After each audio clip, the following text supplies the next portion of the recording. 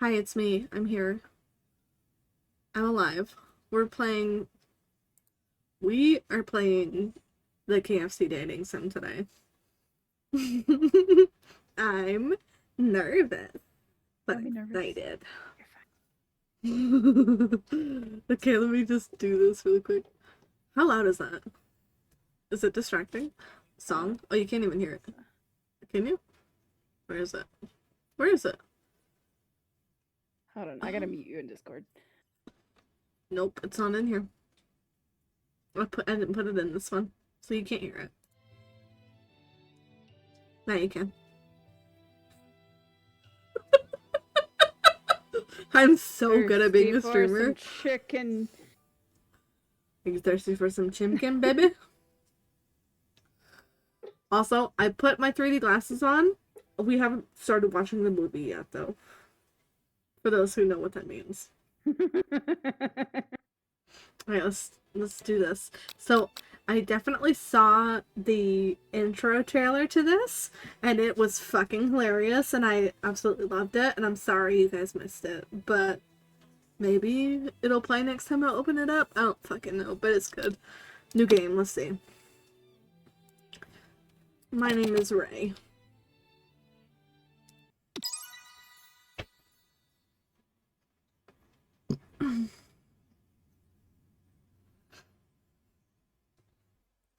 Chicken and biscuits. Okay, you sleep softly as the morning sun casts a warm glow through the window of your modest student apartment. The world is peaceful and serene. You could stay in the moment forever. Or you could wake up. No, no, no! Your first day of culinary school is no time to sleep in.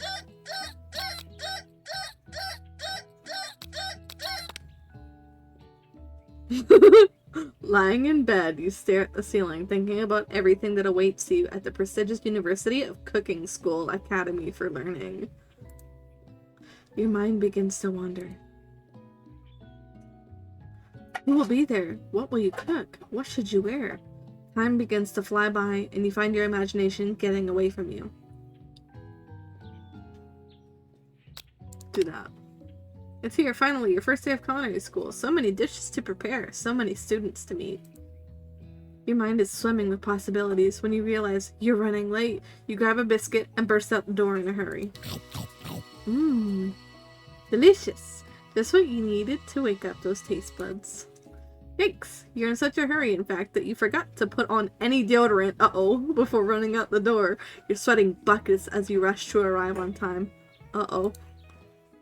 Standing in the quad, you gaze upon the magnificent University of Cooking School Academy of Learning. Here comes your lifelong best friend forever, Miriam. Hi, Miriam! Oh, she's cute. She's the most adorably awkward person you've ever met, and you absolutely love her for it.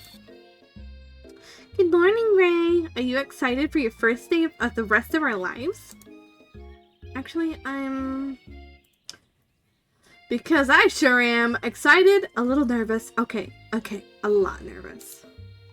It's just that this morning I made breakfast for myself, but, well, when I ate it, I couldn't taste any love in the food. What if I'm no good? What if I fail? Classic Miriam, raised by master chef parents, she's always held herself to a very high standard.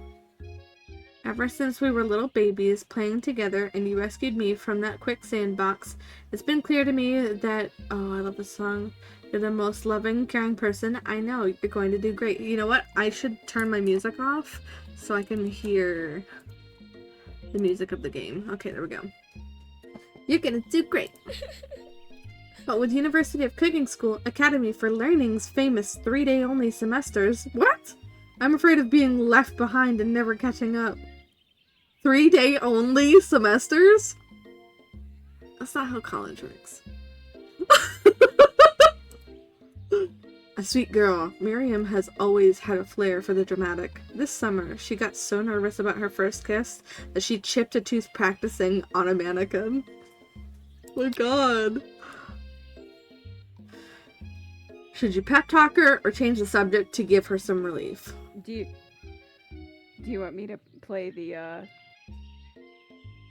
friend I don't care. Should I pep talk her or change the subject to school gossip?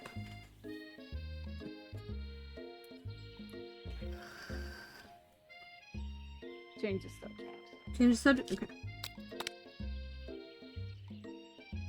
It's hard to see Miriam like this, and frankly, quite exhausting. Rather than dwell on her anxiety, you try to change the subject to something more interesting. All summer, you've been hearing rumors about a dreamy, enigmatic mystery student who is enrolled at this school. Yeah, that's a little worrisome, but you'll be fine. Now, what about this mystery student we read about on the school message board? Any new deets? Oh. Oh, wait, you're reading for Miriam. Go ahead. Oh, get this. I heard his name is Harland, and he's no ordinary student. They say he has powers.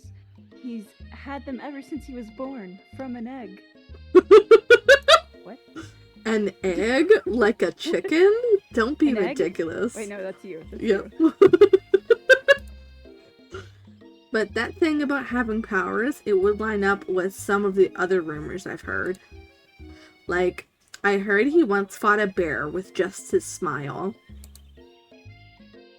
You both sigh, thinking about a student so handsome that the laws of physics don't dare apply to him. Dreamy. Before you can get another word out, you're rudely interrupted when someone smacks your books and custom-engraved measuring spoons out of your hands and onto the ground. How rude. Right? Hey! Ew. Oh! That is the most ridiculous spelling of Ashley I've ever seen in my life. Is it Ashley? Your arch rival, she's totally evil, but you can't help but be filled with jealousy. She can get anything she wants, and she knows it. Hello, Ashley. I've seen their chicken shins. What's you? You leave Ray's shins alone. They're perfectly normal shins. Yeah, they're not chicken shins. What the fuck is that? Ugh, you can't stand Ashley. Even her name is annoying. You know for a fact it's actually Ashley, but she had to add extra letters to make herself feel better than everyone. Exactly. If anyone here knows what perfect shins look like, it's us. We're not gonna let you or your really weird insults get to us. What the fuck? Okay, across the quad you see Ashley's best friend, Van the Man, has stopped to look at his own reflection in the mirror. His pants are so tight, you can see him casually working out his glutes while he styles his hair. No lie, they're rockin' glutes. Oh my god. You rang. Oh my god, is he just wearing like a bib? I think so. Oh no, what is that? Alright. You've never been sure what their arrangement is, but as long as you've known them, Ashley and Van have been just as close as you and Miriam, but substantially more devious. I can't believe that the University of Cooking School Academy for Learning would ever allow people like you to attend as students. All right. You'd think they'd just hand us our diplomas now. Or maybe hire us on as professors. You amateurs could learn a lot from us. With the first day of school about to start, there's just not time to properly tell these two off, so you resist the urge. Let's go, Miriam. Push. See you later, losers. Yeah, losers. What the fuck was that? As you approach the door, you see a goofy-looking kid pushing hard against the window directly next to it. Ooh. Ew. Oopsie. I think it's broken. You reach forward and easily pull the door open. That should do the trick. I love you? What the fuck is this? You are a child. Get away from me. I think you mean thank you? My name is Pop. I was named after my Pop. He's old. Could someone like this also be a student at school? He must be one heck of a chef. Also, his name tag clearly says Bob. But I guess he's reading it upside down. Hi, Pop. I'm Ray. So... Are you gonna make me hold this door all day? Nope! And with that, the young man walks into the building ahead of you. Is it just me, or is he... Oh wait, that's you. Is it just me, or is he kind of cute? Ooh. I think it's just you. You both shrug your shoulders before following him into the building. You stand at the edge of the room, unsure where to sit. Other students wander in and keep themselves busy chit-chatting. Aww! A scruffy-looking pooch takes his place at a podium at the front of the class. Adorable! Now, quiet down, everyone. Who is this unreasonably cute pup, and why is he in our culinary class? You must be Sprinkles, head instructor and CEO of UCSAL. Please, call me Professor Dog. I may be cute and little and fluffy, but I still demand respect. Woof. What? A cute dog is our professor. This is the best school ever. I guess only a dog's nose is capable of picking up all the nuances of fine dining. Oh my god, what is happening? Out of nowhere, wind begins to rush around you as a swirl of cherry blossom petals fill the air inside the classroom. I'm chilly. Someone close the window. And then he walks. Oh shit! Oh shit! Hey, Daddy.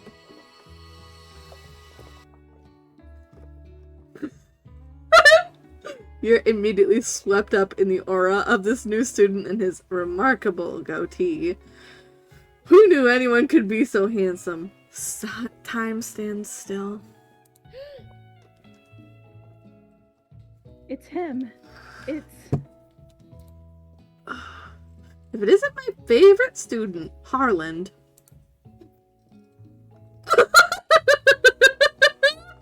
Colonel Sanders interrupts Sprinkles, sorry, Professor Dog, before he can finish his sentence.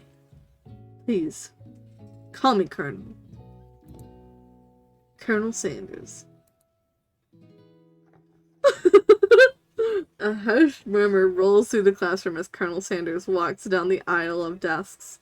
Suddenly, the room is sweltering. Sweat begins to bead across your brow. You feel like everyone is looking at you. And you're not entirely wrong. This game is obsessed with sweat. And this over here must be Sweetie... Wait, Sweaty Sweats a Lot. Ew. Sweaty Sweats a Lot. Oh, Ashley's a bitch. And this over here must be Sweaty Sweats a Lot. Maybe we should open that window back up before a faucet pips, melts into a puddle, and evaporates entirely. You two both know my name. We were in the same kindergarten class, and what is with all your really weird insults? Trying to find Colonel Sanders standing right in front of you. Colonel Sanders, beautiful angel that he is, stands before you, smiling gently, his hand outstretched. Woo! Boy, howdy. This classroom gets hotter than a Kentucky fryer. Please, use my handkerchief. Oh my god! You freeze up. Colonel Sanders is talking to you. Wait, Colonel Sanders is talking to you about how sweaty you look? You're completely mortified. This can't be your first interaction. What if he never forgets this moment? Ooh. How will you respond? I'll take the handkerchief. Oh, you stretch your hand. Stretch out your hand, and Colonel Sanders places a fine silk handkerchief in it. It's so beautiful. You hesitate to press it to your face, but when you do, the feeling is transcendent. It has his natural scent on it. It smells of the most delicious chicken you've ever smelled. He just smells like chicken. It's no big deal. Fucking god.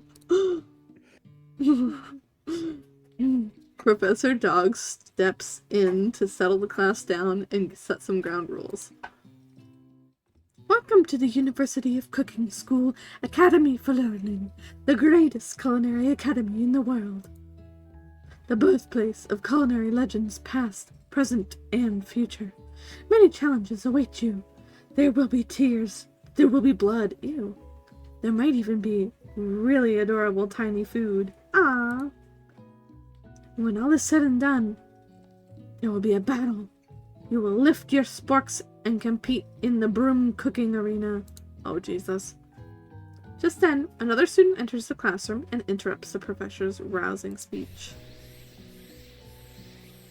Hi guys, sorry I'm late. I hope everyone had a good summer. I really miss... What? Late to class is bad enough, but interrupting my monologue?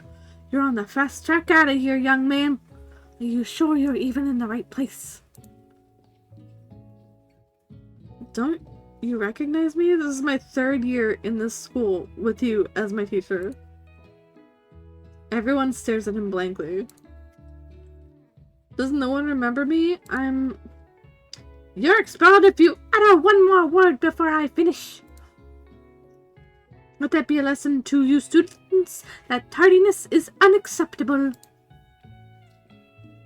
Even Clank made it here on time, rolling halfway across town on his tiny wheels. What? You turn to see the student Sprinkles is referencing, who appears to be some sort of industrial kitchen appliance. What?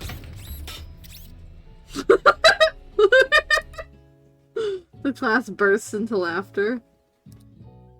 I'll clank you, rascal. Sprinkles walks in the classroom as everyone stands in the silent obedience. When he gets to you, he lifts his nose into the air and takes a deep whiff. Oh no. Oh my god. She's not wearing deodorant. That's fucked up. Your diet is lacking. Based on what I'm picking up here, you definitely need a multivitamin. You should be taking better care of yourself. You've never had a talking dog as a teacher before, but Sprinkles' reputation for being smart but tough is well known. You decide to try and butter him up by giving him a treat from your pocket. But what kind? Chicken, beef, or rubber ball?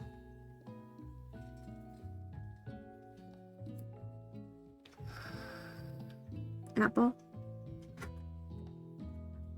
Apple? I'm gonna have to decide this on my own. Chicken. Chicken snack. Yeah. You reach beneath your apron and return with a chicken snack in your hand. Sprinkles' eyes go wide as he locks onto it. His favorite. Well. I think there might be some competition for new star student. The furry professor immediately devours the snack, leaving your hand slick with a coating of warm doggy drool. Ew. You see the other students eyeing you jealously, but pay them no mind.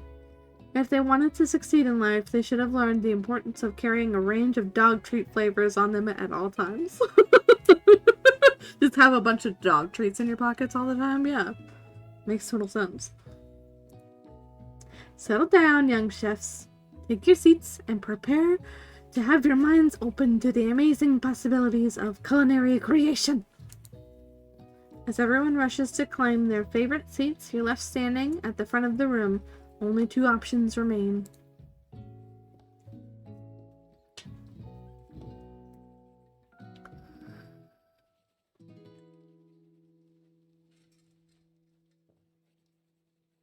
That's you. Hey, Ray, there's still a seat here. I'm sitting next to the hot one. It seems that no one has claimed this seat next to me, if you're interested. Hello?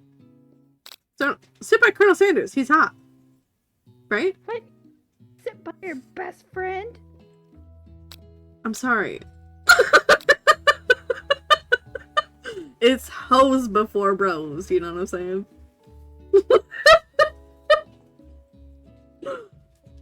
Colonel Sanders. We're trying to schmooze him. You have to take your seat by Colonel Sanders. It appears he brought no books, pens, or pencils. However, his perfect, upright posture shows off a seriousness that makes you confident in his desire to learn. Children? Thank you. Thanks for offering me this seat. I've only had 2 rules. Do all you can, and do it the best you can. It's the only way you ever get that feeling of accomplishing something. That's so inspiring. Oh, Colonel Sanders. A little off topic if you ask me, but okay. As soon as you've settled into your seats, the professor makes an announcement. Oh, Jesus. Think fast! Time for a pop quiz! Yay! A quiz about me! This incredibly important and surprisingly short quiz will tell me if you are ready for life at culinary school. Keep your knife sharp and your focus sharper. Here comes question 1. Oh, God. If train A is traveling to point B, and train B is traveling to point A, how important is it to wash your hands before cooking?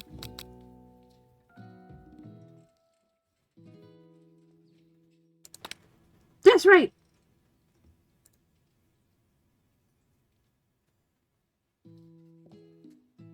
Forest is to tree as chicken is to night vision goggles. Feather. Yay! What is the most efficient eating utensil ever created? A spork.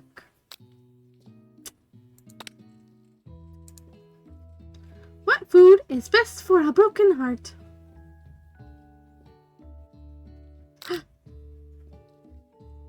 Camel meat. The sprinkle's a good boy. The best boy. Whee! 5 out of 5! Let's go! Did you cheat? No. You look up to see that Colonel Sanders has been watching you tally your score. He's impressed.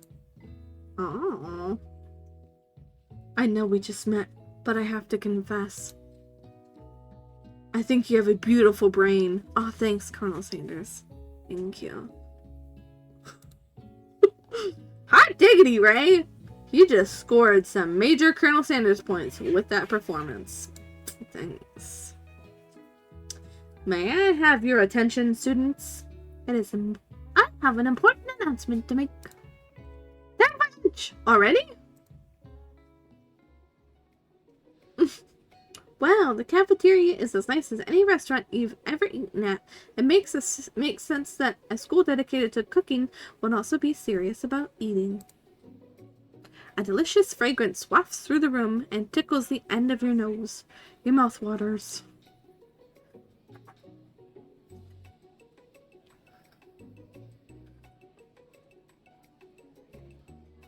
Apple? Sorry. I didn't know it was mute. Do you smell that? That must be our lunch. It smells crazy good. Everyone, can I have your attention? Is it about lunch? No, I just wanted to apologize for my tardiness. You see, I was... Oh, Jesus. Howdy, folks. I'd like to make an announcement. Hey, I was. It's about lunch. Everyone cheers. Okay. Bye.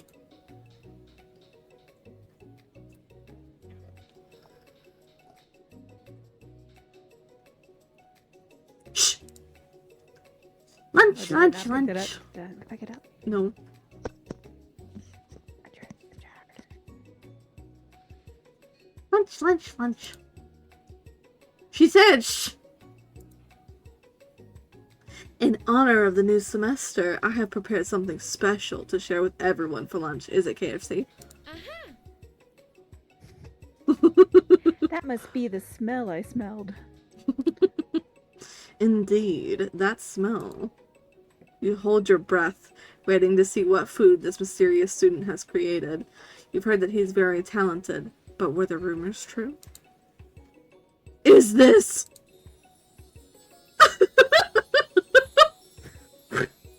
Colonel Sanders lifts a large bucket above his head, its contents glimmer in the light. Piled high are huge pieces of chicken, breaded and fried to a crispy golden finish. The aroma envelops you, and you begin to feel warm and safe. Colonel Sanders has filled a bucket with chicken? What a novel concept. Your stomach begins to grumble as if to say, stop thinking and start eating. Excuse me. For years, I have been developing a secret recipe for the perfect fried chicken. By my calculations, nothing less than 11 herbs and spices are required to achieve the perfect balance of flavors. Jesus Christ. You look around and notice that every other student has a pen and paper and is scribbling notes as fast as they can. But that's all I'll say about that. Oh, Jesus. Ooh, what do you think? We want your stupid secret recipe, dude? Nah, my dude. Nah. I'm just, drafting a last will and testament in case of, one of those ingredients is, poison! Got him! He looks around nervously to see if anyone else is laughing at his sick burn. You wait to see what zinger Ashley has prepared to follow up, but she suddenly takes a different approach. Yeah, and I was just like writing in my diary. Dear diary, today I smelled something beautiful.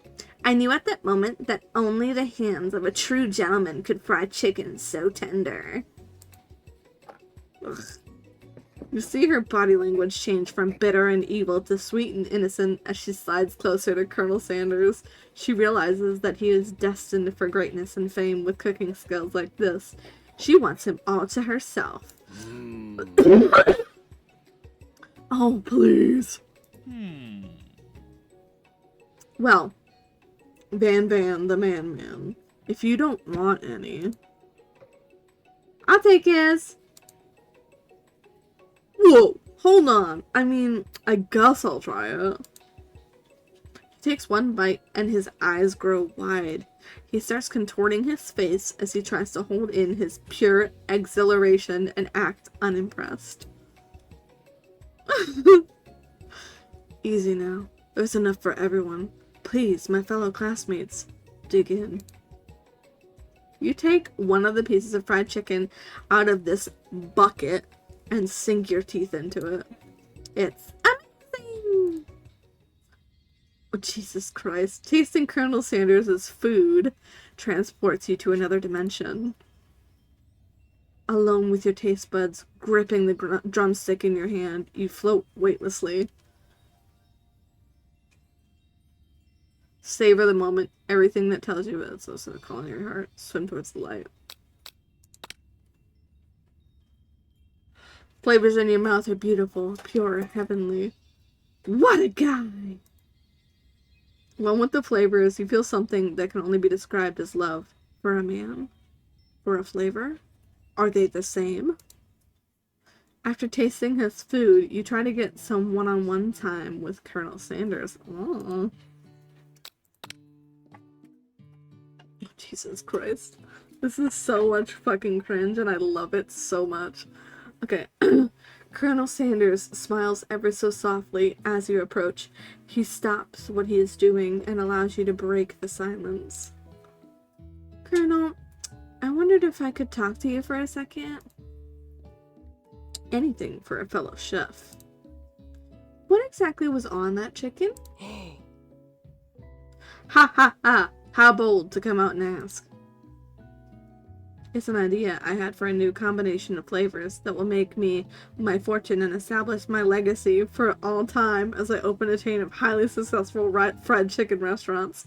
No big deal. It's just you and me here talking. I can keep a secret. In fact, I've got some of my own that I'd be willing to trade. Jesus Christ. What's the rush? The semester's only getting started. We've got 2 more whole days to get to know each other. Oh shit, that's right, 3-day semester. He's clearly not going to give it up easily, but it doesn't hurt to be persistent. You know what they say about secrets, Colonel. Shouldn't learning be fun? Aww. You've got moxie, I'll give you that. Colonel Sanders looks both ways to make sure you're truly alone, and then leans in. You can feel his warm breath as he whispers. Just one ingredient. But you can't tell. I use blank. What?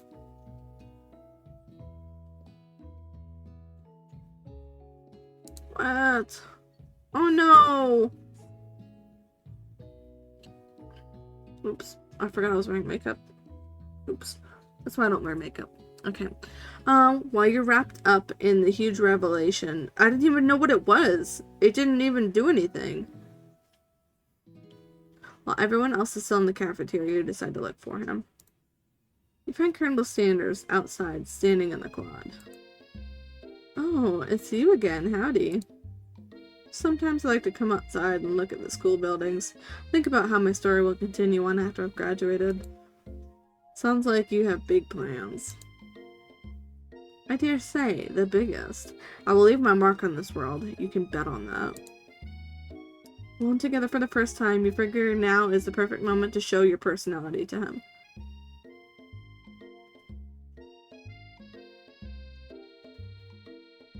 The second one. Wow him with a big idea to add an additional ingredient to really spice things up. Yeah. To his chicken, are you sure that's not going to piss him off? Or be modest but thoughtful. I just wanted to tell you that I really enjoyed your food. Now you've got his attention. Oh shit. Flavors were complex, but comforting. The interplay between salty, savory, and peppery, it was perfect. I appreciate the compliment, Ray. I'm sure you'll be a big success. I know we've only met today, but I'm starting to get the same feeling about you. Oh. We should head back inside. The next lesson starts soon. Oh, jeez. Louisa's! Step into the massive cooking area where the afternoon lesson will take place. Each student gets an oven and all the tools and ingredients they could need. Oh no. Look at this place. It's magnificent. Finally, we get to show our stuff. Wait a second. Oh no. We have to show our stuff. What if I totally blow it? Uh-oh. You're not gonna blow anything, except maybe kisses to the crowds of fans you're going to earn with your signature adorable tiny food creations. Welcome, students, to the cooking arena. For today's lesson, we'll be cooking with partners. Hurry up and pair off. Yep, I knew that was gonna happen. Naturally, Miriam looks over at you, but unable to control yourself, you pounce on Colonel Sanders. Hey, Colonel, would you like to tackle this lesson as a team? A team of 2? that is, me and you, if it wasn't clear. Again? I didn't pick it. It automatically picked it for me. Want to be my partner? Aw. Sure, Ray. I'll prepare our station. Without you as a partner, Miriam is left standing all alone. 2 different students quickly take notice. Oh no. I'm so sorry. I'd rather go with the kitchen appliance. Alright. Hello, new partner. Beep bop. Bzzz.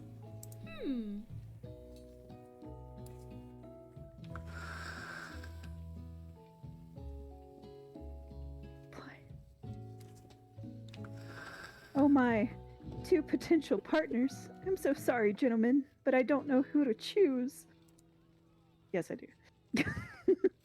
Looks like you'll have to pick for her. Friend duties can be a little awkward, but that's the price you pay for not being alone forever.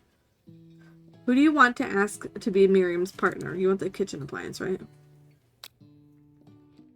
Or do you want Pop? Clink. Clink. Clank. Okay.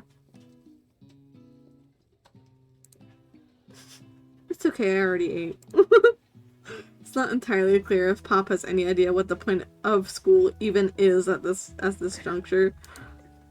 Clank is clearly excited to have some attention. He heats up and begins to roll back and forth. Aw. Werp, werp, werp. Hold on there, fella. We don't even know the assignment yet. Technically, Clank might not have a face, but there's something charming and earnest about him.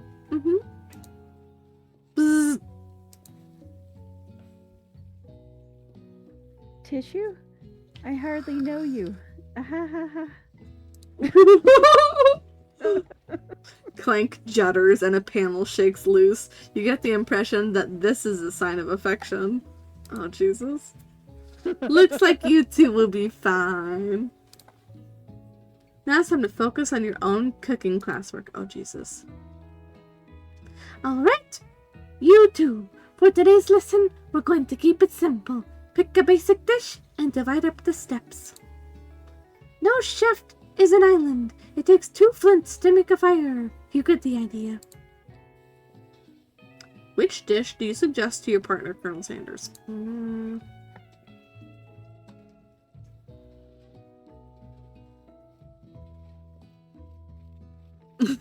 I don't know. Go with the third one. Go with the third one. The mashed potatoes and gravy. It's a side item for Ken. Okay. That's true. Okay, I've always been something of a down-home chef. I was thinking we can make something warm, inviting, comforting. Maybe mashed potatoes and gravy. I couldn't imagine one without the Your other. one's hard. Oh, Jesus. Colonel Sander casts a coy look at you, causing your whole face to go beet red. Embarrassed, you quickly turn away. I'll cook the potatoes! No, please, let me. Picking perfect produce is a passion of mine. Oh my god, this chick's thigh highs have chicken on them. Do you see that? Right there, the chicken. Okay. Looks like things are getting pretty fresh around here. Does someone have a crush on Colonel Sanders? We're just cooking partners. Wait, no. We're just cooking partners. Mind your own business, bitch. Sanders' heart is my business, and you'd better keep your fingers off my man. Did someone call for me? Ugh. No, jeez, Van Van. While I'm over here crushing Ray's dreams, you're supposed to be taking care of our classwork. That was the deal, remember?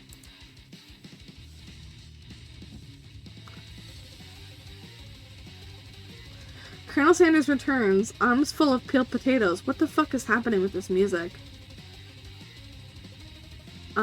He tosses them into the boiling water and turns his attention to you and your old friends. I need to turn that down. Damn, that's loud. That was loud. Oh, howdy there, Ashley Van. We're working in a quartet instead of a duet now? Actually, no. It looked like Ray was struggling, so we offered to give them a hand. You know how it is. These young amateur chefs need a lot of mentoring. I was going to say, Colonel Sanders, maybe I could also teach you a thing or two about fancy food. Maybe one day you might be able to get up to my level. Ha! Doubt it. Don't be rude, Van. Personally, I have no doubts whatsoever about Colonel Sanders' ability to concoct creations worthy of admiration. After all, your fried chicken was quite spectacular. But Colonel, if you ask me, I might make a better partner for you than, this thing that was positioned itself at your station. Don't you feel, deep down, that we cast complementary shadows? We fit together, like a thigh and a drumstick. It just makes sense. Nothing about this makes any sense. But go ahead. I was gonna say, can you go? You can't screenshot. No, but it's recorded. I can make clips. Oh yeah, that's true. Okay. Nothing about this makes any sense, but one thing is clear. She's coming for Colonel if you don't watch out. This bitch. Alright. Ashley is really going at you hard. You need to ask for some backup here before things get ugly. Uh-oh. Uh-oh. Oh, excuse me. Which one should I pick? Pick your best.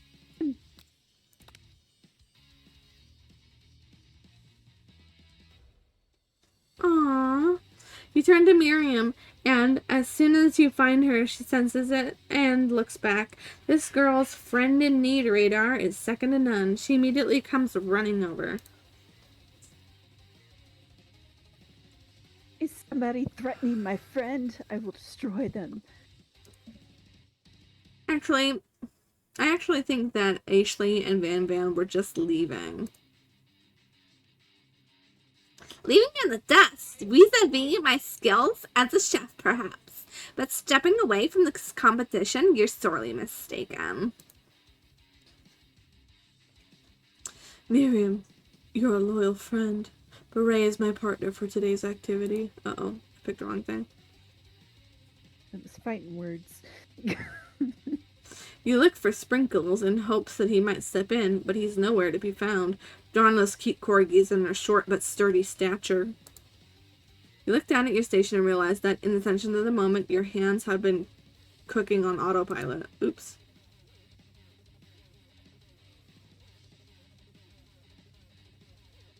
Nice. Okay. Distracted by the drama, you've already crushed the boiled potatoes into a perfectly creamy mashed texture with plenty of butter and cream for flavor. It's as if your natural passion guided you through the steps you know so well while your attention was elsewhere. I know what to do. Colonel Sanders extends his hands, holding a beautiful white porcelain gravy boat, out of which pours a smooth brown gravy, smothering your nearly finished potato dish. Nice. Gravy flows down the mound of mashed potatoes. The results look spectacular. Granny would be very proud. He offers me a spork. Okay. Colonel Sanders holds a spork out to you. You reach out and grab hold of it, but he doesn't immediately let go. The two of you stand there holding the same spork for that small moment. All of the madness and pressure in this crazy world stops. Jesus Christ. Your eyes lock. The moment is electric. Time stands still. What? If you love something, set it free. Together, you dig the utensil into the mashed potatoes and lift a heaping sporkful up. When you see Ashley with a sinister look, you know she's plotting against you to be with Colonel Sanders. And then, filled with rage and without thinking, you fling a sporkful of mashed potatoes right into Ashley's stupid, beautiful face. Van, don't something! Do something!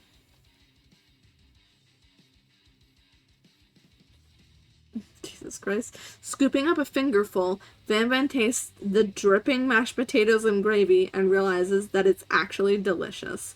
Horrified by this revelation, he slinks away. Will he ever be able to cook something with so much love and integrity? No.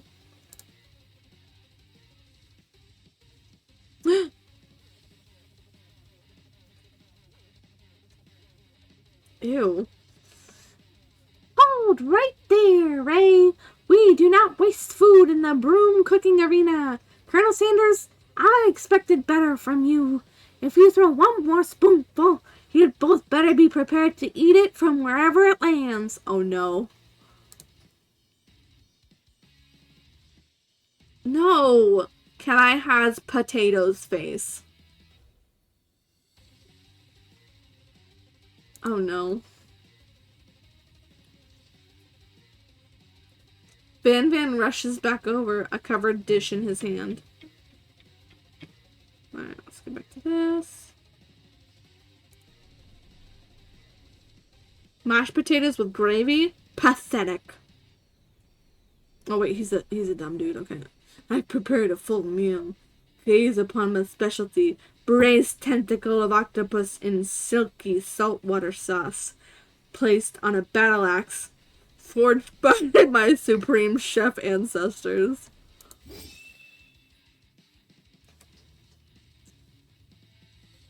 Oh my god. I'm gonna sneeze. Hold on. Excuse me. You've ignored me for too long. That ends now. It is I who will have the first bite, and you will look on with envy. The interrupting student rushes at Van and swipes a bite of his signature dish right off the plate. Did he cut his mouth? No, don't! Something about this dish doesn't strike my nose quite right. I think the octopus was rushed and may have turned in the process. The results could be toxic. Too late. It has been eaten. I think I left something in the oven. I don't feel so good. Oh my god! It killed him! Everyone step back! Don't take another bite! When you look back at the plate, the rest of it is gone. You notice the tip of tentacle being slurped up into Pop's mouth. Oh no. Pop winces for just a moment, then is almost immediately back to his oblivious self. Oopsie. Tastes like poison. The entire class is gathered to watch Pop's final moments. Shock has frozen the whole crowd. They are as motionless as statues. The class bell rings, disrupting the moment and snapping everyone back to reality. It would appear that Pop's enthusiasm for trying new things despite obvious danger has inoculated him against poisons of all kinds. Nice. Sure the professors here make enough money. Oh god. I just turned into a ghost over here. Seeing that you're shaken up by that really annoying student and all his nonsense, Colonel Sanders approaches you. I'm sorry you had to go through that. Please, let me walk you home. What? Like, for real? Oh, come on. You followed Colonel Sanders out of the room. Oh my god. At night, the school building has taken on another vibe entirely. It's dark. And more than a little spooky. Colonel Sanders stands in the quad's neon glow and speaks softly. Those mashed potatoes you made in class today. Before you go on, I want you to know, they're not a great representation of my skills. I didn't even realize I was making them. They were amazing. Tasting them, it reminded me why I became so passionate about food to begin with. Colonel Sanders is getting choked up. Cooking is obviously important to him in a way that you find inspiring. Now might be the perfect time to tell him you're developing feelings for him. Oh, Jesus. Colonel Sanders? Yes, Ray? There's something I need to tell you. Oh, God. Hold it right there! There's something I need to tell you first. Oh, jeez. You see, when I was a boy, I had a dream that one day I would be the greatest chef the world has ever seen. And every day since, I've been working toward that dream day and night, never stopping, never resting. Also lifting a lot of weights, like so many weights. We should follow our dreams with all of our hearts, that our souls may grant them like wishes floating on a shooting star. Hey, no, you... Shut up! I'm the one here to say inspirational stuff and be the star of the story. Are we forgetting that your cooking literally killed a guy? You can't prove that. I also saw you kill that guy. What was his name? Somewhere in the distance you hear a long, sad sigh. God. Forget him. We're talking about me. Me. I'm the hero. Whoa. What the fuck? I'm streaming, honey.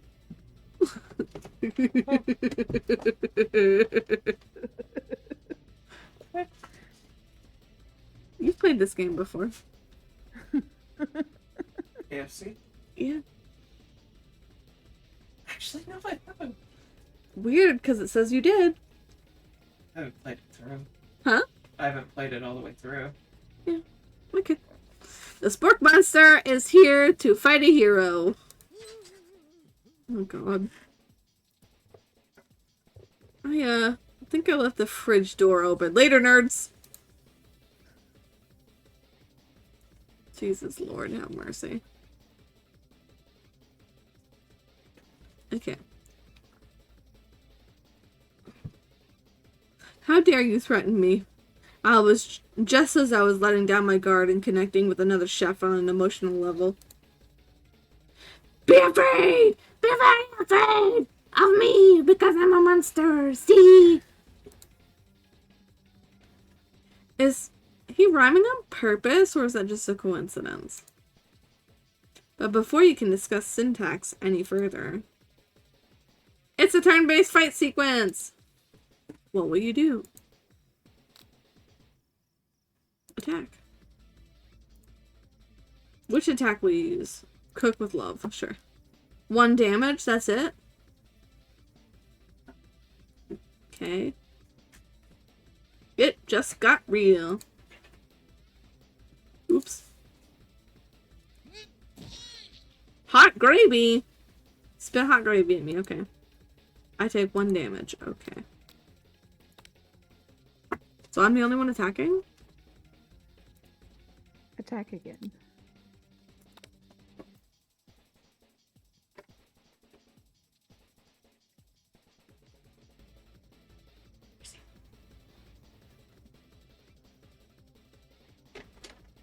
Okay, Spork Monster focus their mashed mind and draws in energy from Mother Earth itself. What?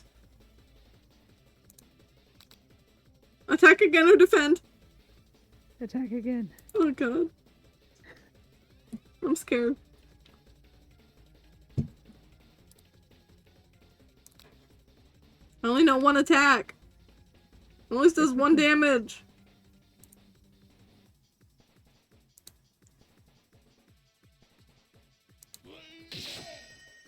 Two damage! I'm gonna die. Defend. Trepidation? Okay.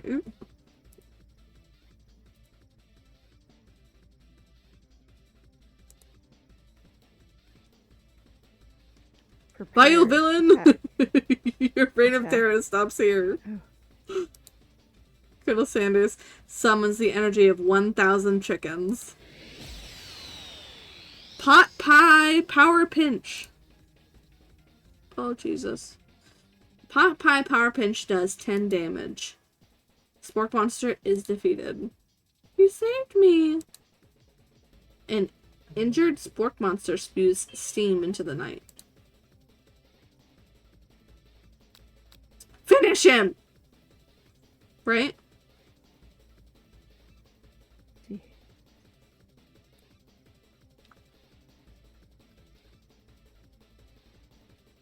Finish him, right? Then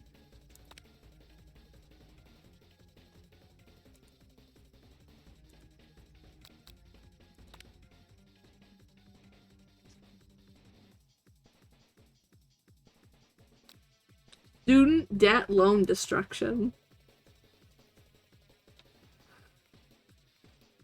Nice. Spork Monster is completely vaporized. Colonel Sanders looks on in awe. You continue to surprise me, Ray.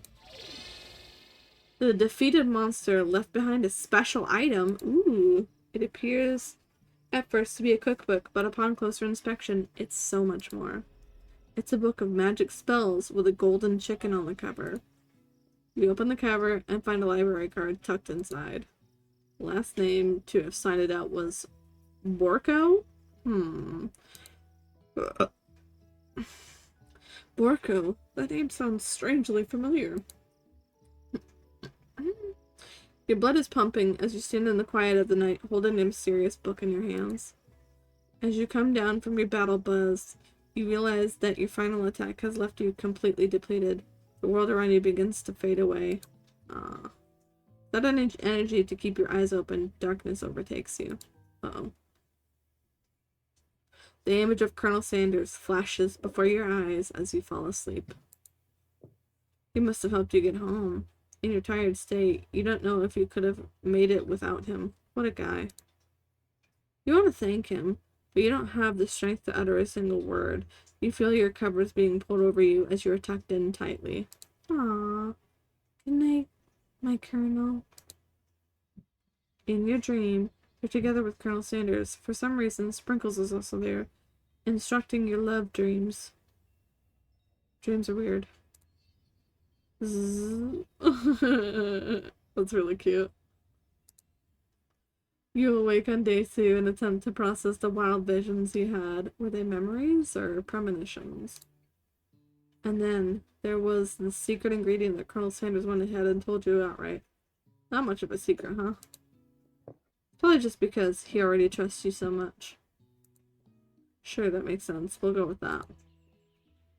You meet up with your bestie in front of the school. Where you can tell her about the encounter with Spork Monster, she launches into a story of her own.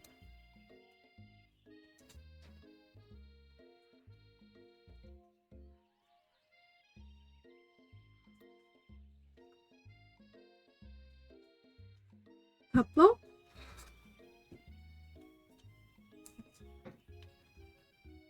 I think she left. Okay.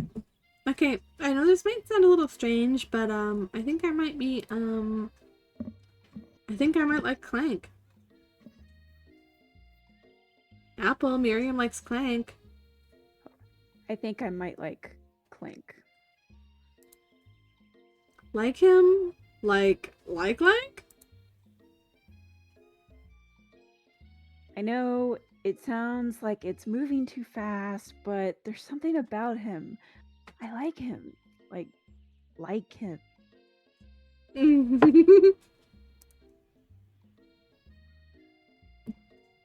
We got a talking after class, and he's actually a totally sweet guy.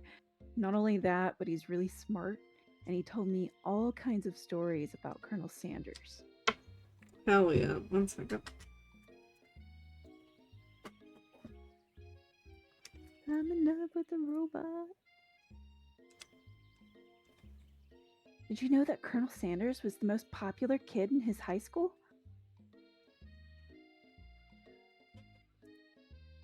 No, but that does make complete sense. Yeah, but he was so popular that he was voted prom king at a school he didn't even go to. It was also the convertible that he and and was also the convertible that he himself rode in at the front of the homecoming parade. This sentence didn't make sense. No. I'm thinking maybe something got lost in pressure cooker language translation there. Either way, maybe it'd be best if you took it slow with this new boy, like I am with Colonel Sanders.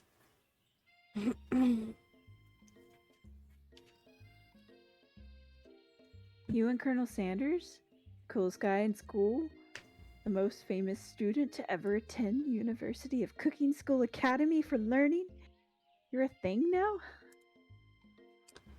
We definitely connected yesterday. Ah, sure you did. You're great. Why wouldn't he be into you, I guess? Laughing at the implication that you and Colonel Sanders might be a thing is definitely not cool. You are great. You have an idea about how to prove that your love is real. Well, if he's not into me, why did he tell me one of the secret ingredients? Oh no.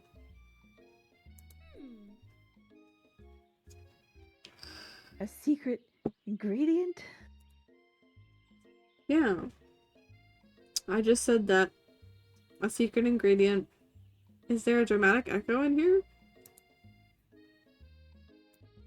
Miriam checks to make sure you're alone before continuing.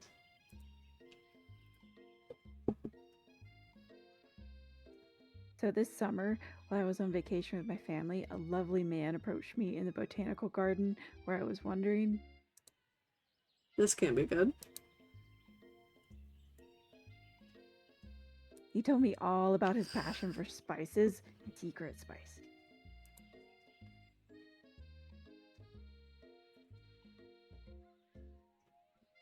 The man even gave me some to show me what he meant.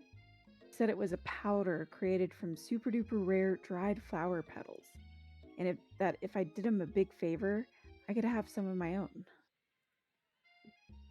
Please, Miriam, don't tell me. So I filled my suitcase with them and brought them home. Oh, Jesus.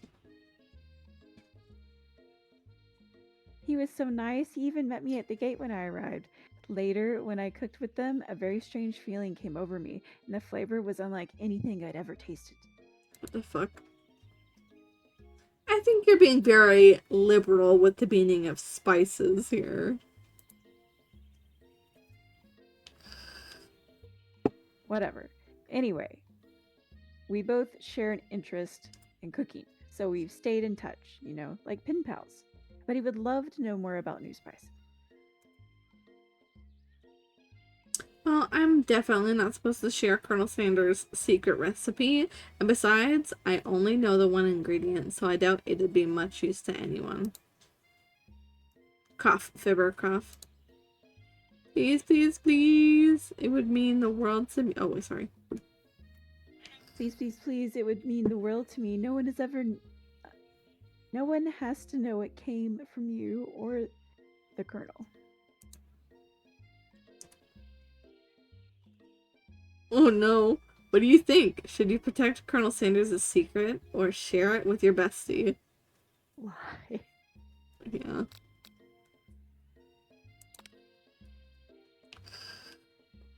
You quickly think of a fake ingredient name. I don't know, how about...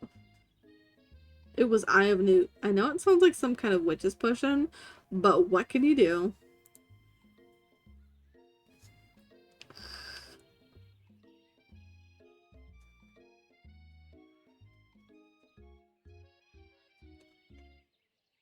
Apple? Eye of Newt? Wow. My sunglasses are starting to, or my 3D glasses are starting to Kick in a little bit? start the movie going.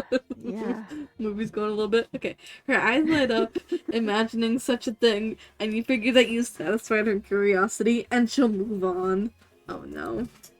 However, she immediately turns around and does some thumb typing on her phone that you can't quite see. That's probably not good. Before you can ask her to confirm that she was definitely not texting secrets to other people, you're interrupted. A wind rushes in. Cherry blossoms fill the air. It's Colonel Sanders. He's arriving at school. What? Why is I guess he's on a horse. I don't know. Should we stand back and admire his majestic glory or run to him?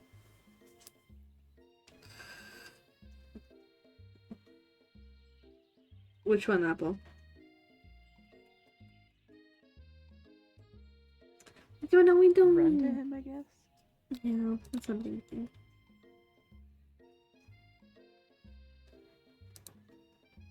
Surely he'll sweep you up onto the back of his stallion and you'll ride away together. That'll show her good. Oh, Colonel, my Colonel.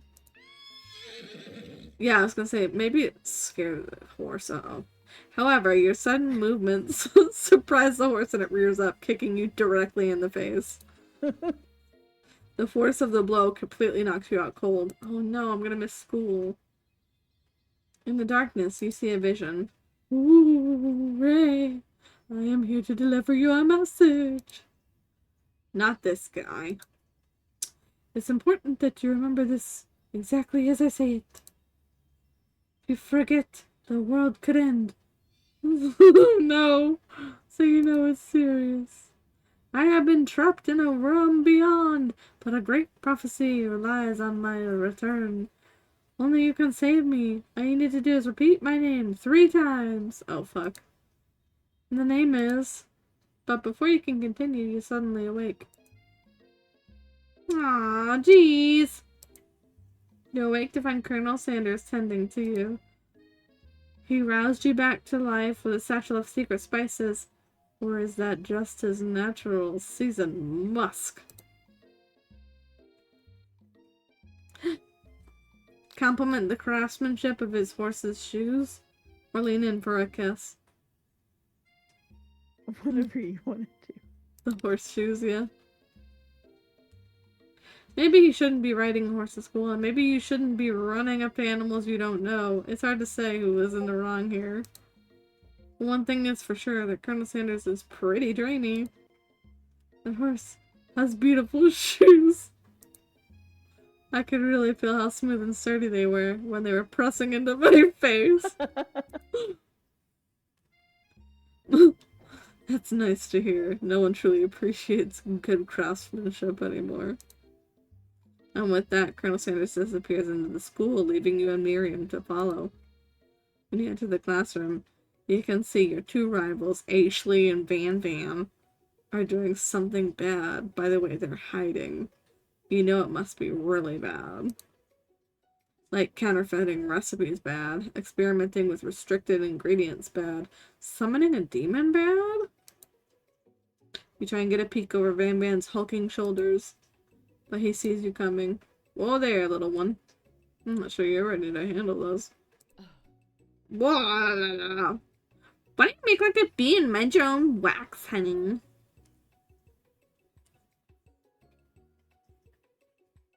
Boop.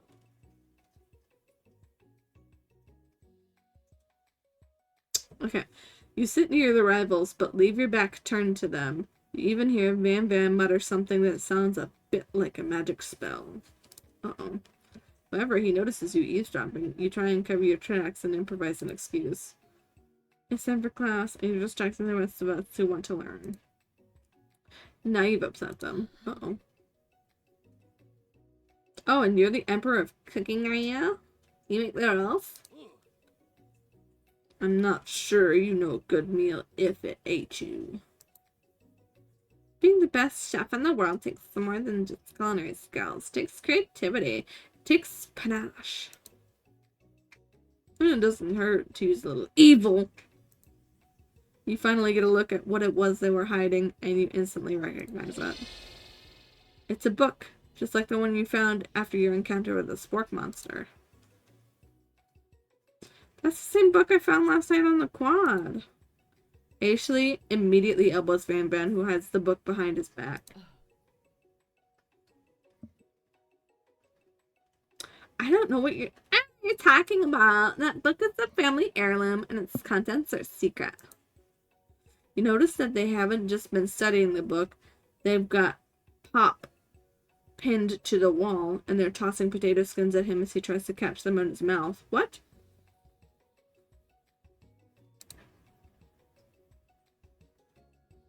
We're playing! Hee hee hee! Before you can dig in any further, you're interrupted by the arrival of more students. It's almost time for class. Beep beep. Hank must be running late. He is in such a hurry that he rolls right over Van Van's meaty foot. Hey, watch it, bucket of bolts! You watch how you talk to him. He didn't do anything. Bzz, womp. Who do you think you're talking to? I've never heard such language, not even from a stand mixer. Womp womp.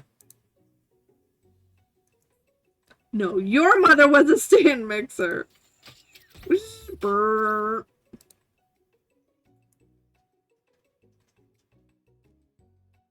Nice. Van Van jumps to attack Clank, but Clank shocks Van Van, sending him flying across the room. Protect me, Colonel Sanders! These crazed men are about to come to blows! I think it must be over me, but I'm not interested in either of them.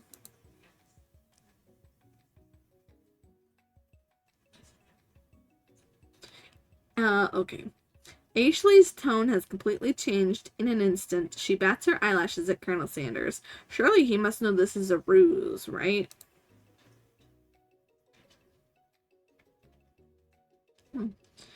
Gentlemen, get a hold of yourselves. Save it for the arena at least. Or don't. Honestly, what do I care?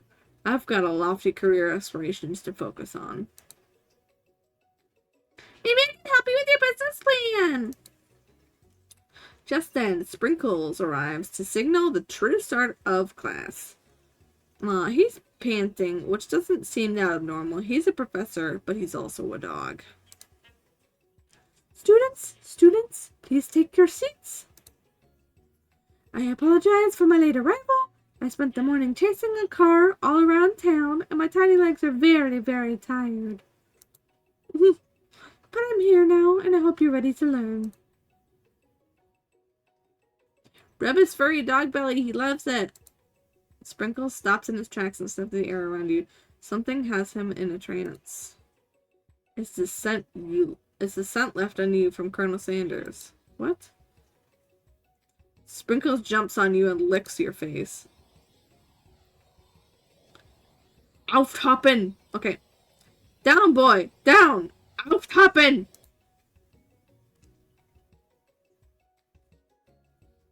Okay. That command shouted by Colonel Sanders has snapped Sprinkles out of his trance.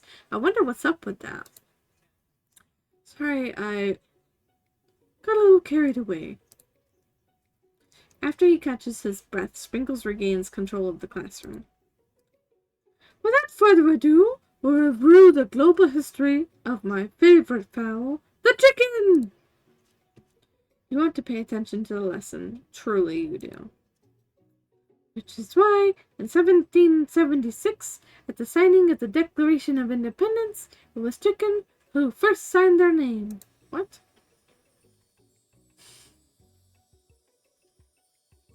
But you can't help but daydream about Colonel Sanders, and you missed most of the important bits.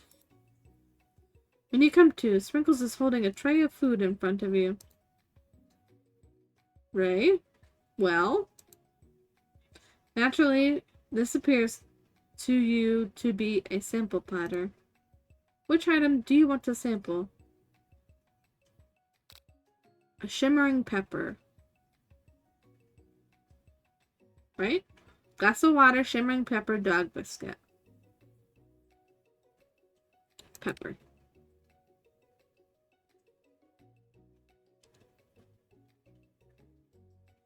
A brightly colored pepper stands out from the other items. It sparkles in a most eye-catching way, so naturally, you reach out, grab it, and eat it right away. However, your body is not prepared for the heat. The pepper has triggered an intense spice hallucination. It feels like forever as you trip through the universe. My friend, ooh. This guy again? I'm here to give you an important message. Ooh. You must avenge my death and fulfill your destiny. All you must do is... I was saying, to fulfill your destiny, all you must do is... Sorry. I think I just got some spice stuck in my throat. It's fine. I'll work through to fulfill the prophecy. You must. You feel yourself begin to regain consciousness. Aww. Oh man. Uh-oh. You come to and find everyone is staring at you. Oh no! Oops. That pepper was the last of its kind on Earth, and now it's gone forever. You think to yourself, geez, I should pay better attention. Apple? You here? Apple?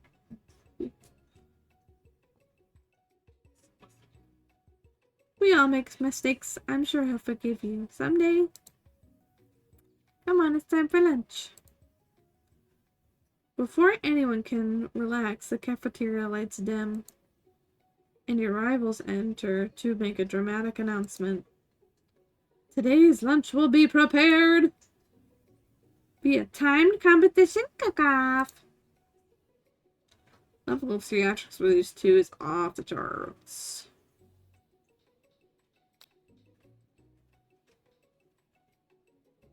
You're on a bit of lunchtime competition, eh? Count me in. If I have to wipe the tables with you fools before I set my lunch down on it, then so be it. I'm not the fool, you're the fool! Fool! Good one, Van. Van. I like your gumption, Ray. Been watching your performance. As things reach a boiling point, Sprinkles steps in. Surely he'll put a stop to this madness. Now, students. Please settle down. This is a lunchroom, not a sportsing event. Sportsing court. Finally, a little sense. You breathe a sigh of relief. At least not until we turn on the timer! Then a huge light blasts you in the face, flashing the words, timer ready. Jesus. Oh! I stand corrected. The hard way builds solidly a foundation of confidence that cannot be swept away. And that's an original quote by me, in case anyone was wondering. I hope its message lifts you to victory. Like a diamond that is formed under pressure, and now it's my chance to shine. I will defeat you myself.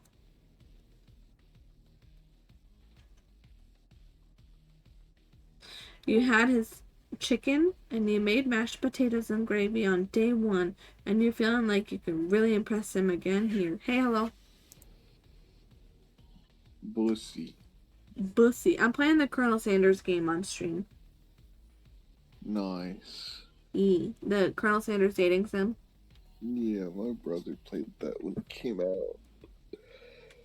It's pretty good so far. Okay, it's time to boil some water for potatoes. Think fast. If the timer runs down, you'll be forced to pick randomly.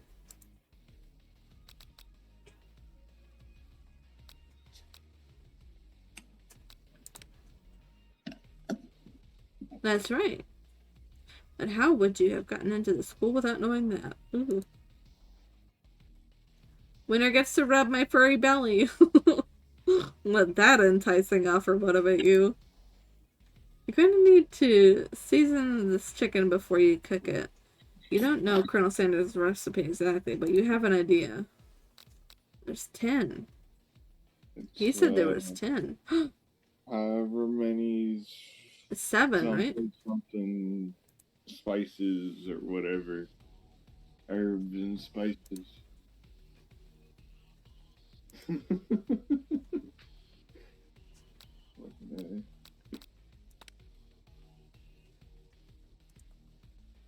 I did 2 14-hour days back to back. My body's exhausted.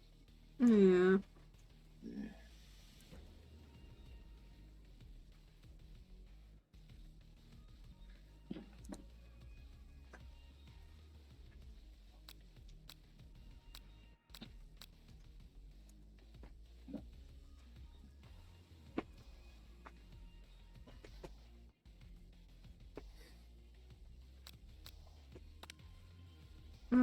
How's that wrong? You're wrong.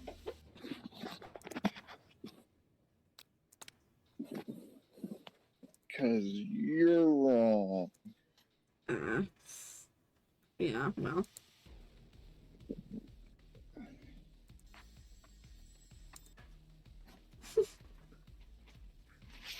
Whoa!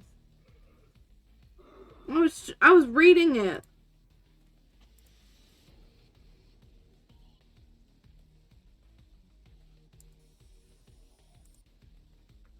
What would y'all do for a Klondike bar?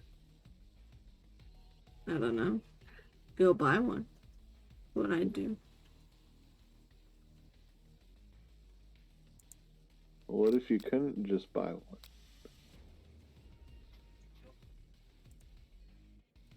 What would you do for a Klondike bar? Mm.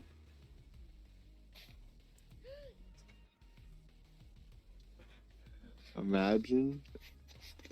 Yo, they did this Shinking one of the Klondike thing. The Choco Taco. Them shits were gas. I don't know why they discontinued those. Yeah. What the fuck else was I? Cookie sandwiches? Yeah. Oh, I want a banana split though, dude.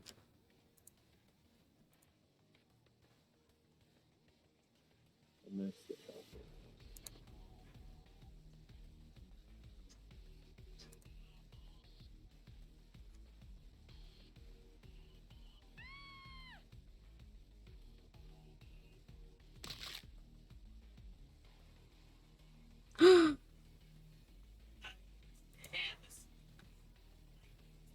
Oh no.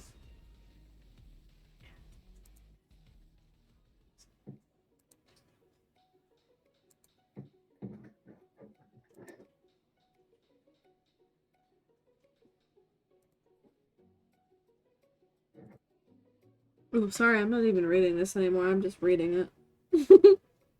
You see Sprinkles begin to lick his doggy chops as he locks onto the dish.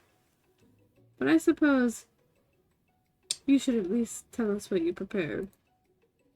Well, because I'm the sweetest, I skipped straight to dessert. Under this white chocolate dome, you'll find a wide array of delights, taking you on a journey of flavor that tastes good and tells a story of excellence. It's going to Prepared ask... What? these. Nuts? We prepared these. Yeah. I was going to ask Ray to do the honor, but since you're injured, I'm afraid that pouring this creamer of delicate hot chocolate sauce might be too much. Colonel Sanders, if you wouldn't mind lending me a strong, steady hand. Colonel Sanders pours the hot chocolate sauce on top of the dome, causing it to melt away, revealing the ingredients hidden within. Inside, you'll find a delicate fried cheese croquette. Atop, a slice of honeycomb, ice cream 2 ways, tender nougat, and pearls of blueberry galette. Glee? Ray, What? would you rather be low income or high income? What's the catch? I mean, you're either low income and you gotta produce to be high income. I'd rather be high income. Why? If I had a choice and there was no fucking drawback, like, of course I'd rather be high income.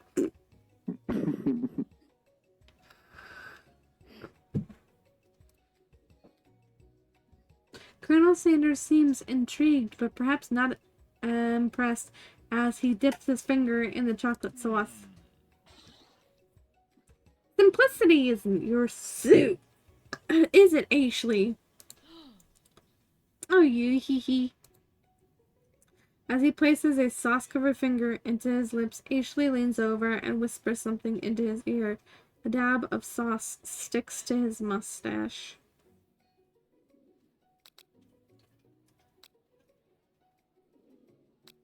Uh-oh.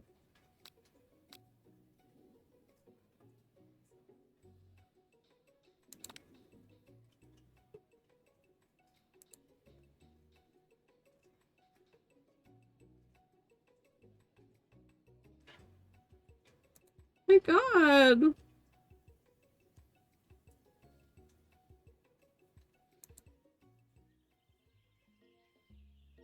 Inside of you, a storm rages. Oops, I've just been clicking through this. Sorry. It's Colonel Sanders. He's probably here to tell you that he and Ashley are in love and have decided to get married. And he won't even ask you to cater his wedding because you're a terrible chef and an awful person. You try to hide from him, but he approaches you directly. Uh-oh. I know you're hurting right now. Not just from the devastating loss, but from that run-in with the mixer and that small fire. You should get that checked out. I'm fine. Can't you just leave me alone? I'm a loser. I'm not fit to fill your fryer. I'll never be a master chef. Failure's a part of life.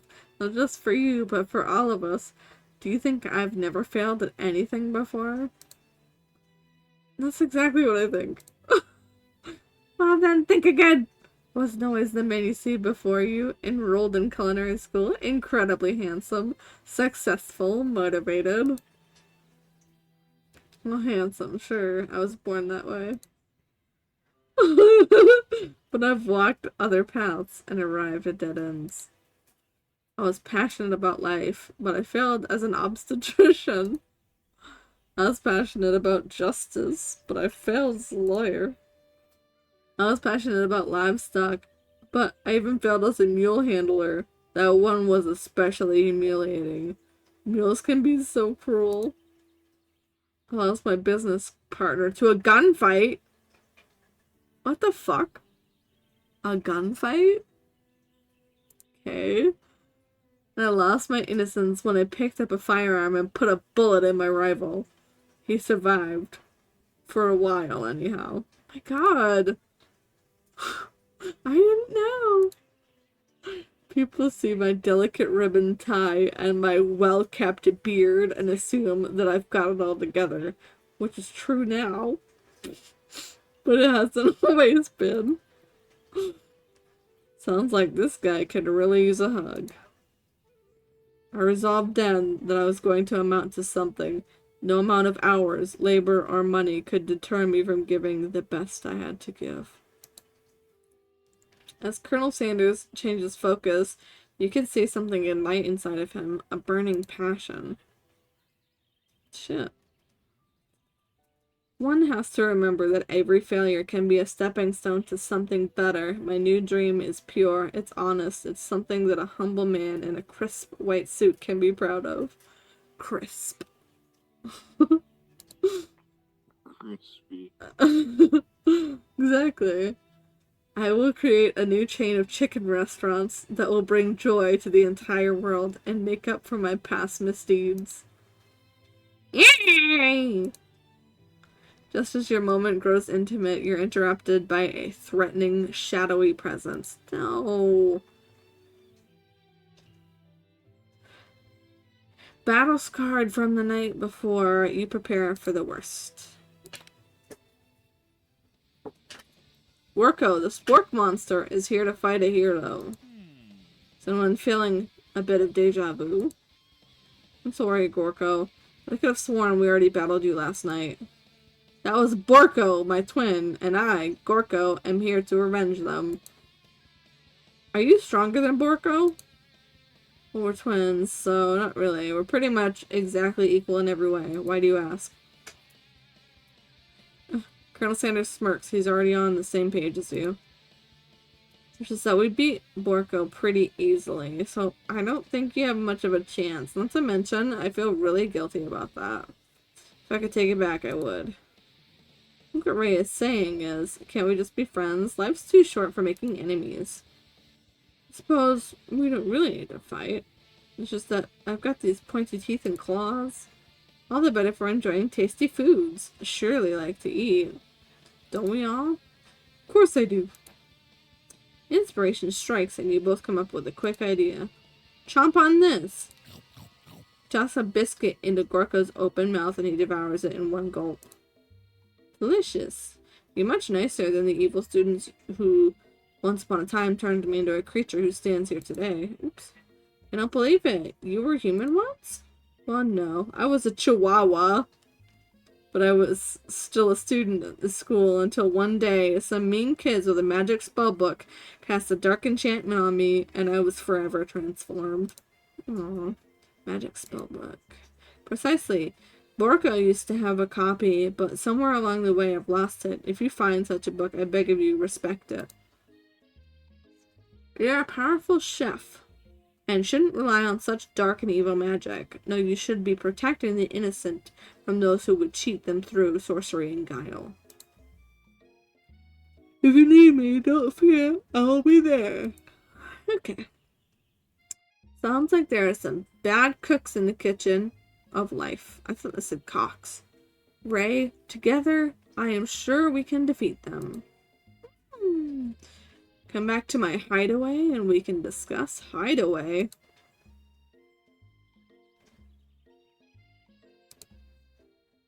Stepping inside Sanders' home, surrounded by his things, you start to feel a special bond with him.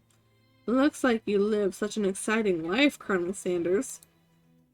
Every day can be an adventure if you approach it with the right attitude. Long ago, I made the decision to never stop searching, never stop working, never stop imagining. Have you been working on any new recipes of your own lately? I'm always excited to talk about food with another ambitious chef.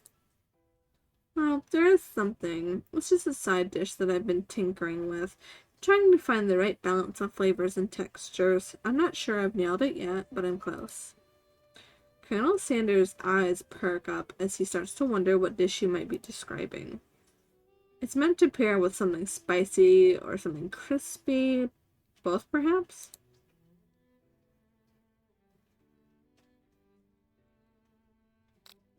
Reveal it. You decide that you're as ready as you'll ever be to share your original cooking with Colonel Sanders. Before you can talk yourself out of it, you decide to dive in head first. You reach into your lunch bag for a special dish that you've been keeping on ice all day. I present to you my original coleslaw. Knew it. The shredded cabbage dish glistens in the light of Colonel Sanders' luxe hideaway. Magnificent! Together you chow down on the creamy slaw until just a spoonful remains in the bowl. Do you mind if I hold on to the last bite? I'd like to have it around so that I can admire its taste later and think back on this moment. What? You could offer to make him more, but he seems like a very sentimental kind of guy. Sure, why not? Just make yourself comfortable. I'll be back in just a moment. Last now would be the perfect time to do some snooping. Okay. Around the room are various items that you can take a closer look at. Each item seems to radiate memories and emotions. Tap on an item to discover more about Colonel. You notice a very realistic stuffed chicken sitting on a corner table. When you pick it up, you realize it isn't just realistic, it's real. Taxidermy must have been important to Colonel Sanders when it was alive. Little note clipped to the chicken's foot reads, "The true state bird of the great state of Kentucky."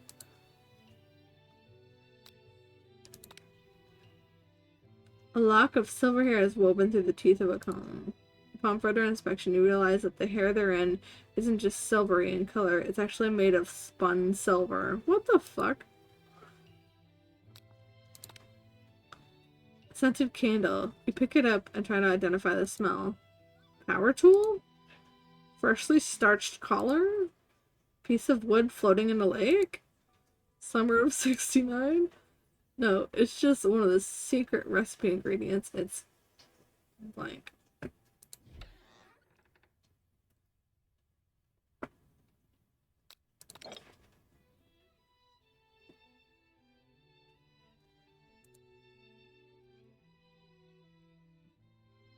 Oh. It says, here lie the ashes of all my past careers and business failures. Poor guy. Boop.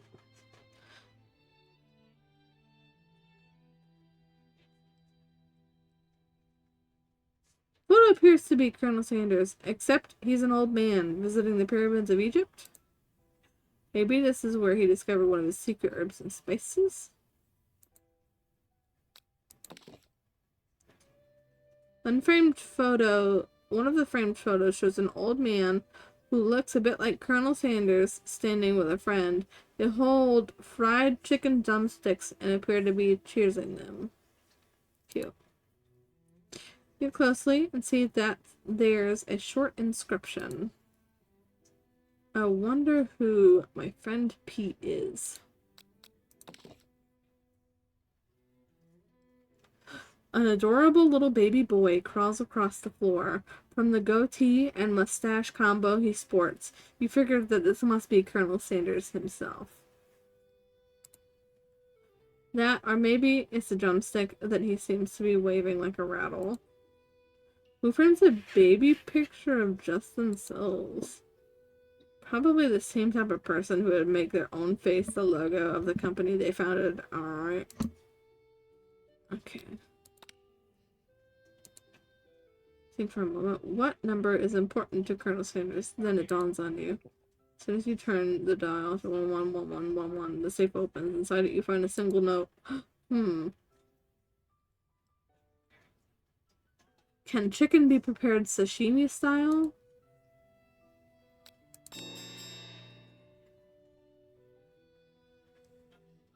Scared the shit out of me. You open the door to Colonel Sanders' closet and find a row of his signature white suits hanging within. You take one off his hanger and try it on. The jacket is a bit big for you, but it's soft and comfortable. You give yourself a deep hug, breathing in his scent. They say that home is where the heart is. Is this what they meant? Before you can look any further, you hear Colonel Sanders returning. He has a new dish that he has been working on, and he wants you to taste it. You try to act casual until he asks you why you're wearing his jacket. I don't usually loan those out, but I must say, it does look good on you. Oh crap, the jacket! I forgot to take it off!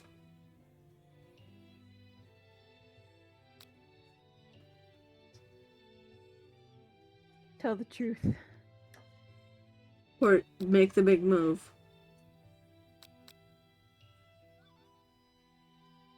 Tell the truth, make the big move. Tell the truth. I think I've developed feelings for you. I might be developing feelings for you too, but I'm concerned. I can't let anything get in the way of my dreams. Overwhelmed, you take off the jacket and run for the door. But the thought of leaving Colonel in the midst of such an emotional breakthrough gives you a pause. You stop yourself. Colonel? Yes, sir. I honestly think that this may be the beginning of something wonderful. I think you're right. We should take things slow. You talk late into the night and drift off into a slumber. Dream sequence. Zzz. Oh god.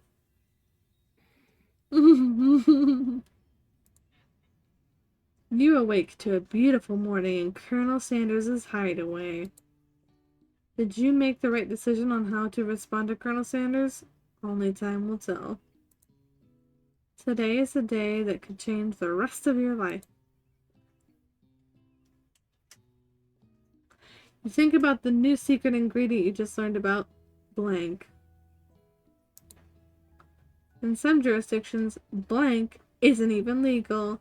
But if the recipe is a secret, how will they know? Your thoughts are interrupted when Colonel Sanders emerges into the room. He's holding a gorgeously plated breakfast, and your mouth waters at the sight of it. Here's the sampled breakfast I just whipped up. It's meticulous. Oh god, I want KFC so bad. You taste Colonel Sanders' food, and it takes you on a journey. When you return, he's waiting to ask you an important question.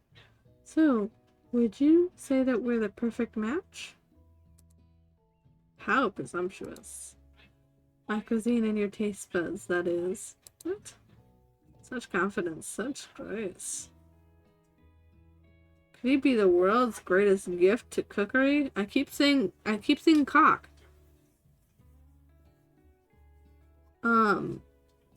Am I gonna flatter him? Take him down a peg. Whoa. My 3D glasses. My 3D glasses are like. Yeah. Yeah. Okay. I'm gonna attempt to sew now. I'm making No. a toad hat for tomorrow. Oh This is gonna no. be fun. Sewing with really tight glasses. Yep. No, I'm gonna flatter him. You know, I think we might make a great team. Single tear begins to pool in the corner of his eye as he gazes out the window. What? And with the right business partner, I know I can't fail. Business partner? Could he be talking to you? It's all happening so quickly. Overcome with emotion and confused by your feelings, you're on the verge of tears, unable to speak. The only answer you can find is to run out the door and get home. There's still one more day of school after all. University of Cooking School Academy for Learning waits for no one. You get home to find something very surprising. Your best friend is there waiting for you. Uh-oh. Where have you been? Oh. Sorry, Where? Sorry. Because I had one heck of a night. Oh, shit. Girl. I don't know the robot. I've been desperate to talk to you about it, but I couldn't find you.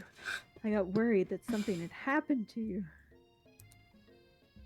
It's okay, I was just, you know.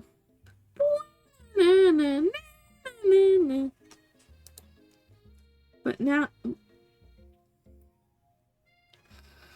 Sorry. But now that it turns out you're fine, I can finally get you up to speed on the saga of Miriam. Sure, but...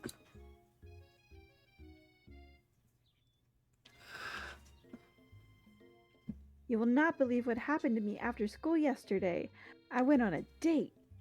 What? I think I can believe that. Since I'd been partner up with Clank, he asked me to go out with him.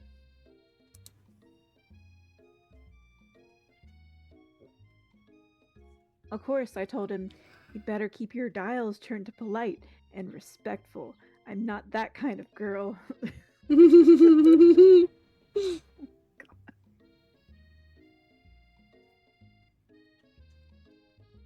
But he was just interested in spending some one-on-one time together, getting to know me, so I said, yeah, sure, I can get to know the little metallic guy.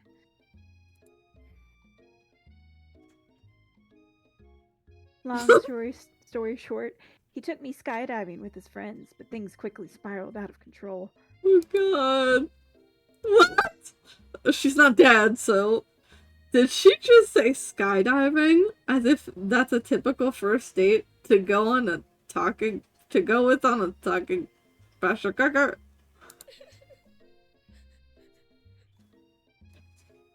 And no, I'm not really sure where we stand. Oh no. You don't give Miriam time to tell you her whole story, however. Bottling up the details of your own night is just too much to bear. Wow, I'm a bitch.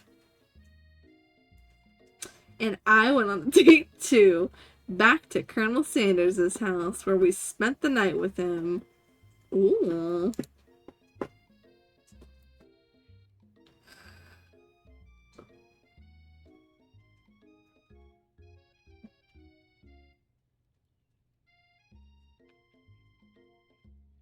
Apple?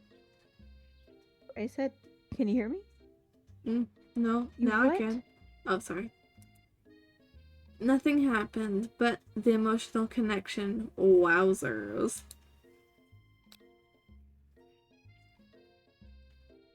But Miriam tells you to move on from this whole Colonel Sanders obsession and focus on school. Huh? Being obsessed with Colonel Sanders is wrong. You don't want to be right, baby.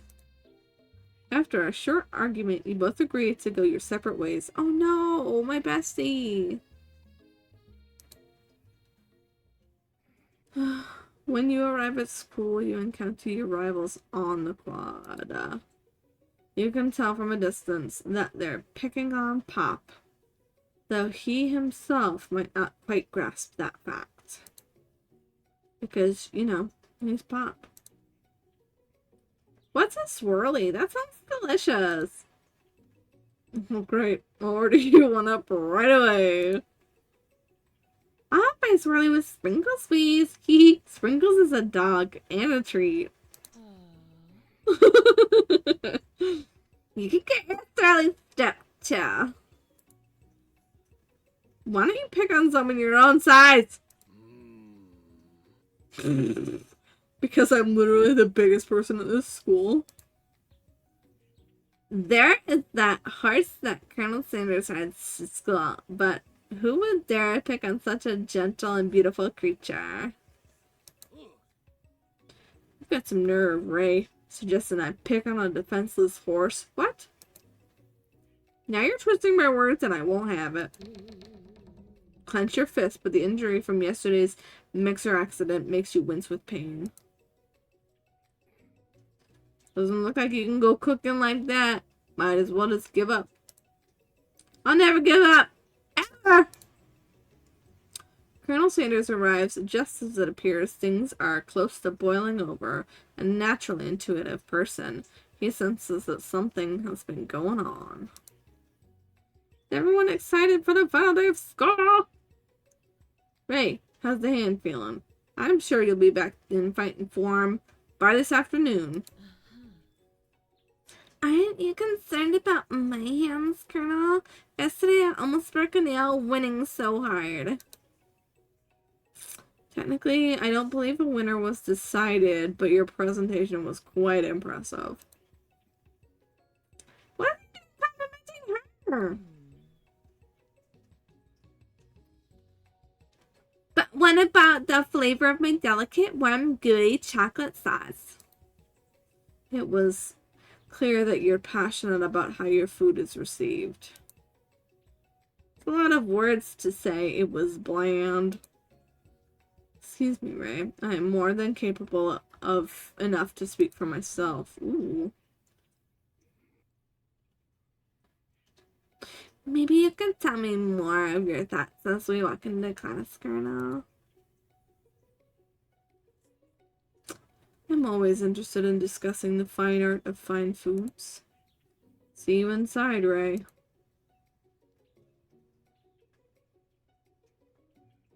Annoyed by Colonel Sanders' inability to see Ashley for who you know she really is, you walk across the quad to get some distance. My brain just went. Bing. In an attempt to distract yourself from how slighted you feel by the interaction with Ashley, you talk about you take out the spell book you recovered yesterday and start flipping through the pages. Apple, are you here? Oh, that's the book? It looks like bad news. Something I found lying around. It would appear to be some sort of grimoire, but I really don't believe in that magic stuff.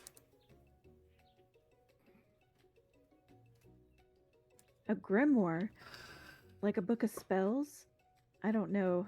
Who would spend so much time decorating a magic book if it weren't really powerful?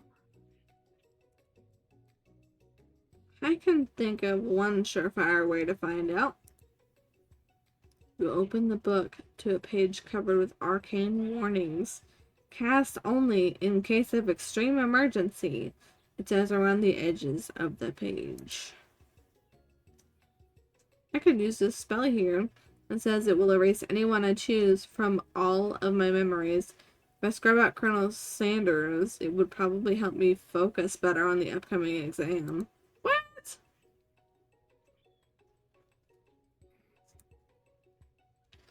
Way drastic. Couldn't you do something else? Like anything else? Not rooted in dark magic? Maybe tie a string around your finger? Okay, fine. It is drastic. But desperate times call for desperate measures. Oh god. You've got a memory erasing spell sitting right in front of you, and a pretty good excuse to try it out.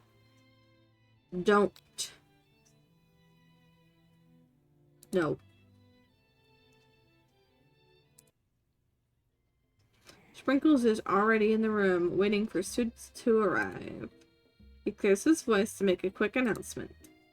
I want you all to know I feel something of a dog moment coming on, but I assure you it's nothing to be afraid of. His cute little nose scrunches up and he begins to breathe quickly.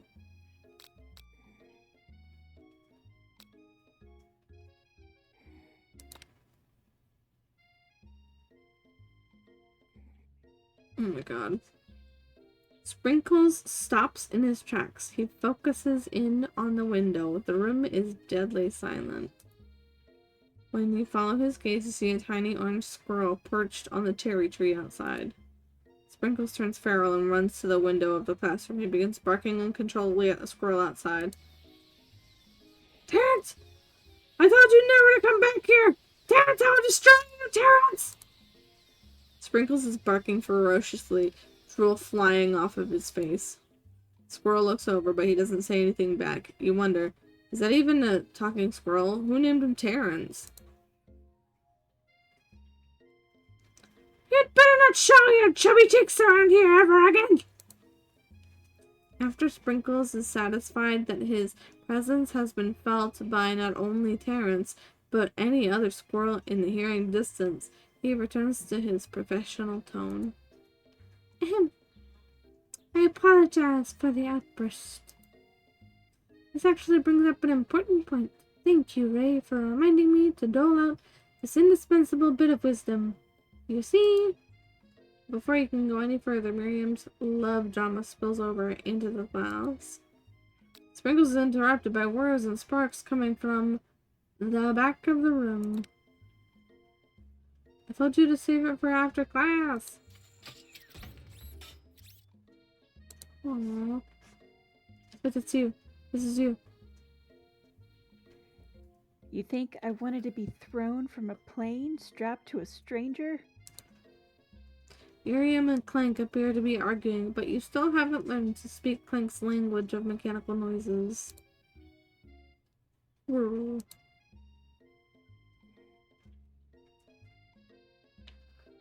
But no, you had to show off to your cool kid friends, Jeff and Joan. J and J forever.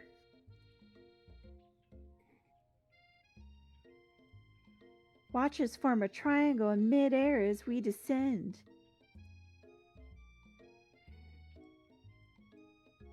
Triangles are the strongest shape, don't you know? Bzz, bzz.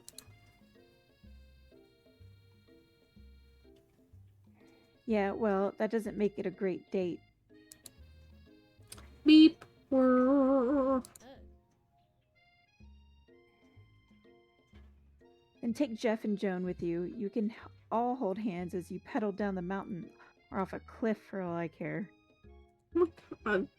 Sad beep. Beep. Clank begins to shudder. Steam pours out of the gaps in his panels, and then a loud ding stops him in his tracks. Bzz. Beep.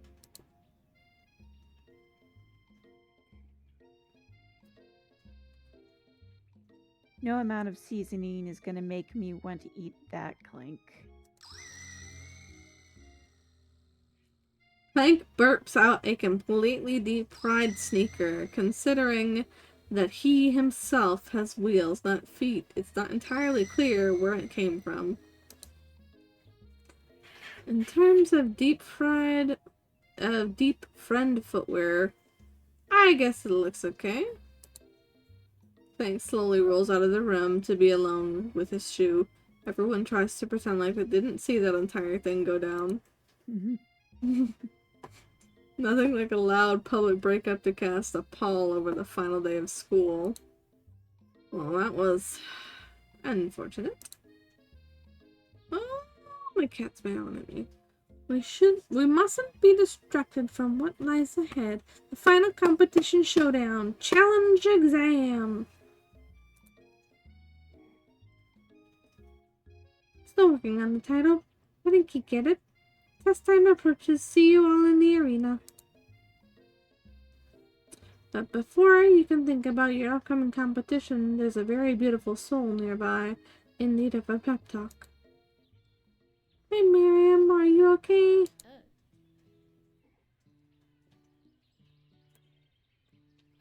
Okay, I'm so mad I could smash a tiny mug, spilling several droplets of hot cocoa all over the floor.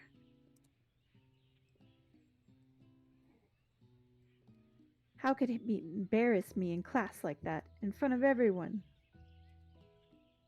Her tiny cocoa is a delicious treasure, so you know that this breakup is no joke, even if the source of her frustration is such a silly boy. I know that you know this, but I'm gonna say it out loud. You don't need anyone. Me and you, we're gonna cruise through this final test and hit the carpool lane to Success City. Whoa. Miriam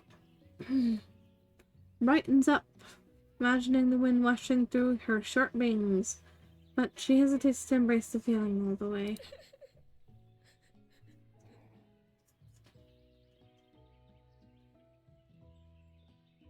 Colonel Sanders' stallion and ride off into the sunset without me.